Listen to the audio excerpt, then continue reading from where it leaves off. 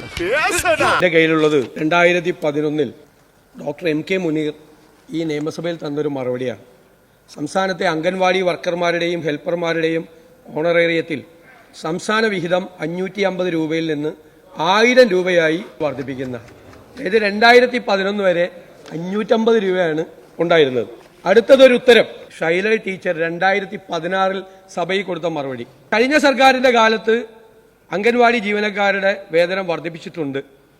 അതായത് അംഗൻവാടി വർക്കർമാർക്ക് നൽകുന്ന honorarium 10,000 രൂപയായും ഹെൽപ്പർമാർക്ക് honorarium 7,000 രൂപയായും വർദ്ധിപ്പിച്ചിട്ടുണ്ട്. അതാണ് UDF ഗവൺമെന്റിന്റെ കാലത്ത് 5 കൊല്ലം കൊണ്ട് ചെയ്തത്. 550 രൂപയിൽ നിന്നും 10,000 രൂപയുള്ള തുകയിലേക്ക് വന്നു. ടോട്ടൽ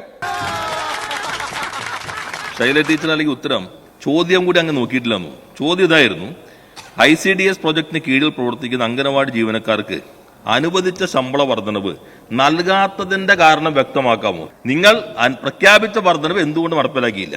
ഉത്തരത്തിൽ പറയുന്നത്, എന്ന് ഉത്തരവിൽ ഇറക്കിയെങ്കിലും ഈ തുക തദ്ദേശ സ്വയംഭരണ സ്ഥാപനങ്ങളുടെ തനത് ഫണ്ടിൽ നിന്ന് നൽകുന്നതിനാണ് ഉത്തരവായിരുന്നത്. എന്നാൽ ഈ തുക തദ്ദേശ സ്വയംഭരണ സ്ഥാപനങ്ങൾ ലഭ്യമല്ലാത്തതിനാൽ വർധനവ് നടപ്പിലാക്കാൻ കഴിഞ്ഞിട്ടില്ല. അപ്പോൾ പ്രഖ്യാപനം കടലാസിൽ മാത്രമായിരുന്നു എന്ന് തന്നെ കണ്ടോ? ബോറിസ് ജോസഫിന്റെ ചോദ്യം. ഞാൻ കളിക്കല്ല, ഞാൻ നേരെ ചിറാപുഞ്ചിയിൽ പോയി മണൽ വിൽക്കാൻ പോകുന്നു.